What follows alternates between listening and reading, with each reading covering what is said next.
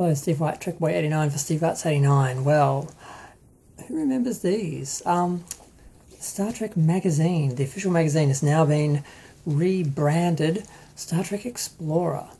Yeah, they're up to the second episode, second issue, and they're doing, well, they've got an interview with Jeri Ryan, which is kind of interesting because they made it sound like perhaps her character was going to die because she was talking about leaving the character, the end of the character, and they were just talking about the fact that, you know, she played Seven, she left the character, she went back to the character, and it'll be bittersweet to say goodbye again. And I'm like, okay, that was disappointing. That was a little bit clickbait, but the interesting thing was to say that it was interesting for her to play Seven as a human who's never been assimilated, and how that helps her to kind of come to peace with that human after being assimilated and so forth, because she does seem to be struggling with that a lot more in this series than she did in the original. And I'm not even going to get into the whole vigilante murderer and all that stuff, but I thought that was interesting. I also thought it was worth noting that they actually rebranded the Star Trek magazine Star Trek Explorer. There's been a few things over the years. It started off as the Star Trek Communicator, which was made by fans. First it was the fan magazine, then it was the Communicator, and then it became the magazine, and there was one by Titan, and then there was the UK one. So that was the UK one and the US one, and then they ended up with just one.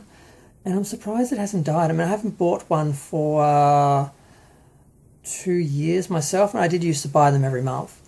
But they stopped actually putting Star Trek in it. It was all new Trek stuff. There was nothing about the old shows. It was just all promoting the new shows, and I really wasn't that interested in it. I bought a couple token ones. I got a token Discovery one and a token Picard one, and that's it. So I wonder how they're doing. I don't know.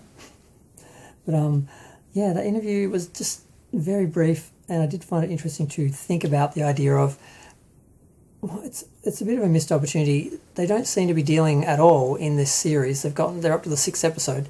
They don't seem to be dealing at all with Seven actually being human and not being Borg. They've had a moment of superficiality where she looks at the fact she doesn't have the implants on her face, but that's it. They haven't touched on it at all. So I'm guessing they're going to do that in the next season. But if they fix up the time issues, how is she going to be dealing with that issue again unless she's just reflecting on it after the fact, going back to being someone who was assimilated from someone who was born human? So I don't know, I'm kind of interested in me, but I'm going to go. Feel free to share, like, comment, subscribe. Let me know what you think.